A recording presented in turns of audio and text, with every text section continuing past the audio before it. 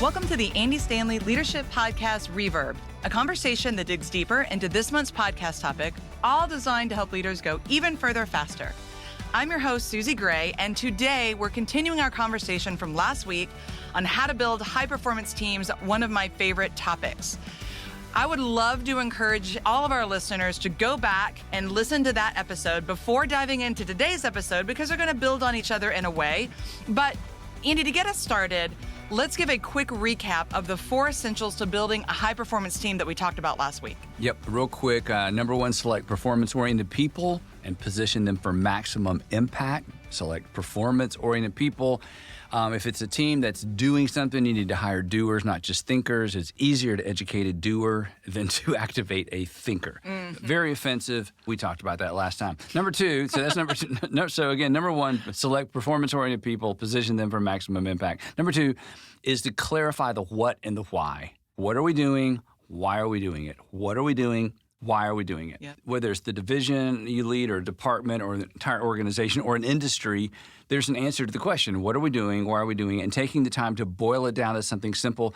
High-performance teams need that what and why because that defines the win, and teams like to win. If we don't define the win, teams define their own win. And sometimes it's not They might set the bar a little low so they can win. Right, because I want to feel like I won, right? Okay, number 3, organize to the what. I mean, if we know what we're doing, then our organization should support the what. And again, we talked about the complexity and the discouragement of working in an organization that we feel like is working against us after they've hired us to do something. So organizations do what they're organized to do. So we need to make sure as leaders that our organization is organized to support the what that we're asking our teams to engage with. And then number 4 is to orchestrate and evaluate everything. Everything gets orchestrated. That is, this is how we do it here. Everything gets evaluated. How can we make it better? Orchestration is predictability. Evaluation is progress.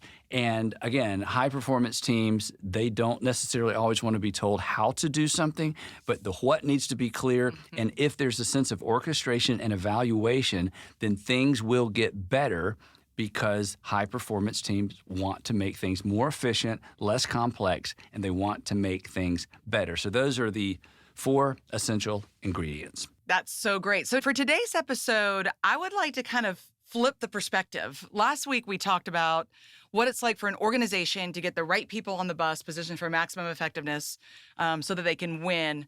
And this week, it'd be interesting to flip it and talk about the perspective of an employee who may be listening saying, hey, I think I could be a lot more valuable to the organization if either I was in a different seat or if I had different responsibilities in my current seat. What would you suggest to that person? Yeah, now this is a big deal because even if you're in upper management, so this isn't just baseline, new employee situation. This right. is, especially in a large organization, you can find yourself with 30% of your job responsibility, something that you really thrive at, and 70% is just a burden. Yeah. The intuitive person, and that's who listens to our podcast, are intuitive people. The smartest people. Yes, they know I'm not really the problem. It's where I am in the organization that's the problem.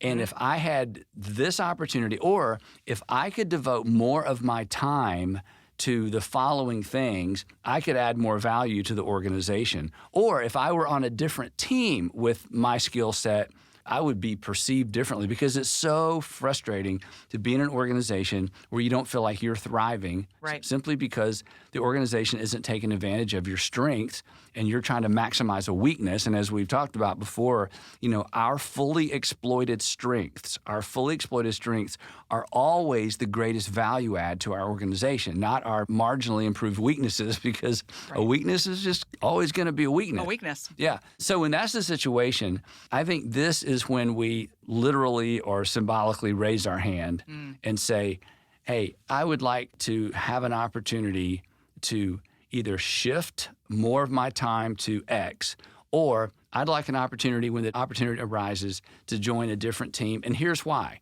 Again, I'm not trying to get out of work. I think I can add greater impact on the team if I had a different responsibility or a different assignment. And a secure leader or manager, when somebody comes to them and says, essentially, I want to make you more successful by being more successful. Right. Well, then, even if there's not anything I can do immediately, and generally you can't do anything immediately, all the slots are filled, there's not that much flexibility, especially in medium to small organizations. But at least the manager or the person in charge that you've gone to, they know you've raised your hand. You want the organization to thrive. You think you see an opportunity to help, and you got to, in some ways, throw your hat in the ring so they know. Otherwise, you're just frustrated.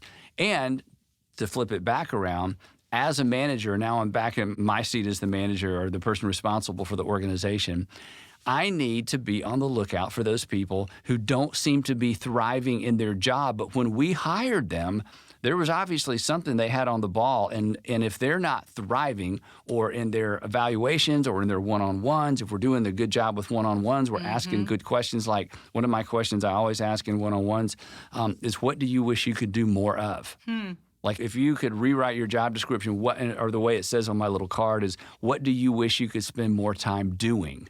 Well, that opens up the door to a high-performance person saying, you know what? I could make a bigger impact if I had an opportunity to do more of this and less of this, and here's why.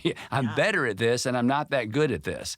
So that's a two-way conversation, and that's a culture, hopefully, that's a culture that as leaders we're responsible for creating, because I want to know what the people we've hired want to do. And I want to know where they think they'll thrive. Because if we've done a good job interviewing and hiring, which I feel like we have, well, then we have great people. And if we don't have great people doing what they're great at, we lose and they lose, and eventually we're going to lose them because they're going to go somewhere else. They're going to go elsewhere because they're not happy at work. No, because we're happiest at work when we're doing what we feel we're good at and we're succeeding. And even a person who's getting by, but they don't feel like they're thriving, even if they have great friends at work, even if they love the company, there's just something that's not satisfying. So this is a two-way conversation, and the employee and the employer are both responsible for raising their hand or opening that conversation. Years ago, I'll never forget, I'm sitting at a table with our youngest pastors. There's about 8 in the room, and I was just getting to know some of them. So I went around the table real quick, and I said, okay, here's the question. Tell me what you ultimately would like to do in our organization. And these folks were in their late 20s, maybe might have been a couple that were 30. Like, and they're doing all kinds of stuff. But I want to know, as you think of our organization, if I could just make your dreams come true, what? Because part of it, I want to know what they want to do. Right. I want to help them succeed in the organization because they're great, or we wouldn't have hired them. And the guy to my left, who he said, I want your job. Oh, I know who that probably was. Yeah. And everybody else, and not all, but several, there was kind of this uncomfortable chuckle. And I'm like, I'm glad. So good to know. It's good to know. Right. You're fired. No, that's right. Hey, that's appropriate ambition. I asked the question. Right. I opened the door, and he's like, well, honestly, one day I want to do what you do, is what he's saying. And so, again, that's a two-way conversation. So I would just encourage, again, anybody's got people that report to them, or you're responsible for creating high-performance teams, or you're on a high-performance team.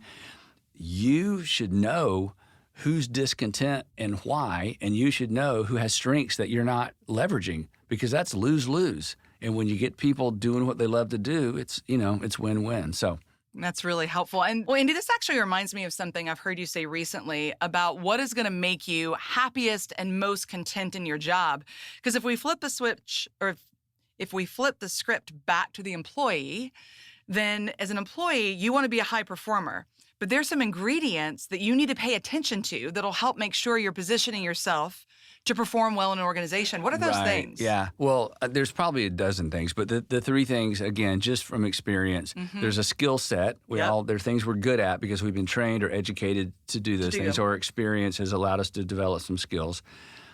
Secondly, there's what we're passionate about or what we're interested in. So when you can marry your skill set to your passion, and then the third thing, and this is a little bit what we've been talking about, the third component is just your internal wiring. Again, extrovert, introvert, people person, numbers person, detail person, a words person, a writer, an editor, a presenter, a person who never wants to present but wants to coach other. I mean, there's just all those things that where we're just how we're naturally wired to operate. Yep. So when your skill set and your natural internal wiring is lined up with your passion and your interest, you're going to love your job. Right. Because you're going to do something you're naturally good at, you're going to do something you're skilled at, and you're going to do something you're passionate about.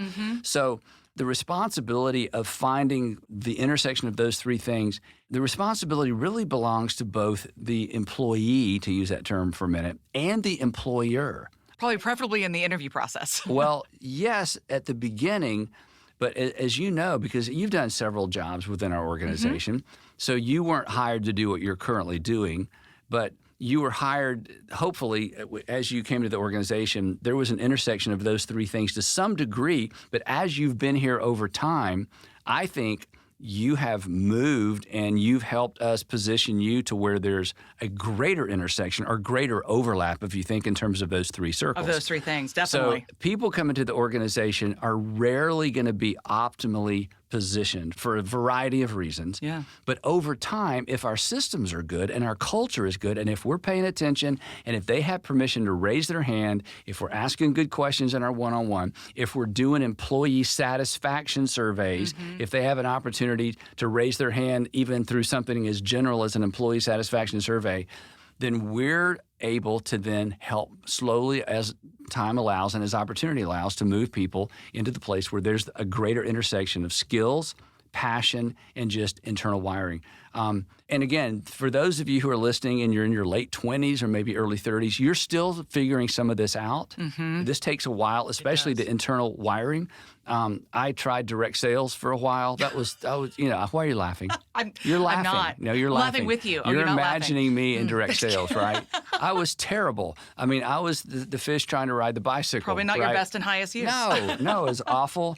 I mentioned last time my opportunity to be in the grocery Meat industry. department experience. 16, 17 years old. Again, you learn what you're not good at. You learn what you're not interested in. You learn what you don't want to do the rest of your life. But there are salespeople who they just wake up every day. They can't wait. They're so wired for that. So again, I think it's at least those three things. It's what am I naturally wired to do and good at? What is my skill set? Right. And again, what am I passionate about? What's interesting to me? What am I excited about? What's my version of make the world a better place? That's kind of the passion thing. We all have all three. And over time, a high-performance team, going back to our topic, a high-performance team is made up of people who have discovered how to create greater overlap of those three things. And it's both their responsibility and our responsibility as managers to help them do that. There's a gentleman on our staff, I tempted to say his name, but I won't. He's been with us for 20 years. And in the last probably the last 6 years, he, along with us and his direct manager, have helped him find what I would consider his sweet spot and his highest value add to our organization. And he's killing it. And he always did a great job. Always you're trying to think about who it is. I think I know exactly who you're talking about, and I would 100% agree. I mean, he's a rock star now. Yeah. And he was always great, but we just didn't have him in the right place. And he was so patient, and he was always diligent and did a great job. Such a great job. Now it's like, kind of, where have you been, all these years? Well, he's been here. Yeah. And he was patient, and he raised his hands and was appropriately ambitious within our organization. And now he's a can't live without kind of. And again, I'm a fan. Yeah, and if you stay in an organization long enough and it's healthy, hopefully everybody is moving in some way organically in those directions. But again, it's up to us to create that opportunity. And again, the topic is high-performance teams. High-performance teams are made up of people who are high-performance oriented, but again, they're bringing a skill set and they're bringing their passion. And again, you get those things lined up, position them, and then get out of the way, right? Yeah. Because, amazing things are going to happen. And all of you listening to this conversation, I'm sure you can think of examples in your own career trajectory where you were getting this right and where somebody helped you get this right, either a professional coach or somebody you reported to, and you know how powerful it is. And so this is our responsibility, both in terms of who we report to and who reports to us. That is so true. As we close, I would want to reiterate something that you just said that I think is really important as it relates to when you find yourself in a situation where those three things aren't aligned.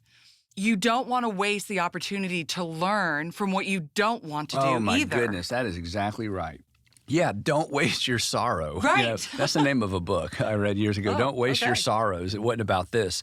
As long as we're learning Yeah. and feel like, okay, I'm learning about what I don't want to do, what I'm not good at, what I'll never feel I'm succeeding at, and then get out of that as quick as possible before depression sets in or before your self-esteem just collapses because I can't ever seem to succeed, And again, helping the people around us get out of those modes. Every parent listening who's got middle school or older kids, you understand this dynamic because you've watched your kids struggle. And as the parent, you're like, no, you're amazing. You're amazing. But if one of our kids stays in an environment, whether it's a friend environment, a sports environment, an academic environment where they can't seem to succeed, they begin to define themselves. And what's true of our students is true of us as adults. Right. So we're responsible for that, and we're responsible for people as it relates to that as well. Yeah, I love that. Don't waste a good failure. Don't waste a bad environment. Learn from it, get out of it, Yep. and move forward. Move on, yep. That's so great. Well, Andy, that's all the time we have for this Reverb episode. Thanks so much for digging deeper in the topic of high-performance teams and being a high-performance player in this case, and providing a few more insights. And to all of our listeners, we want to thank you for joining us. And before we leave, we have one ask, and that is to subscribe. By subscribing, you help us grow the audience, which allows us to keep improving, bringing you great guests and great content to help you as a leader go further faster. Also, be sure to visit andystanley.com/podcast, where you'll find more resources to help you go further faster.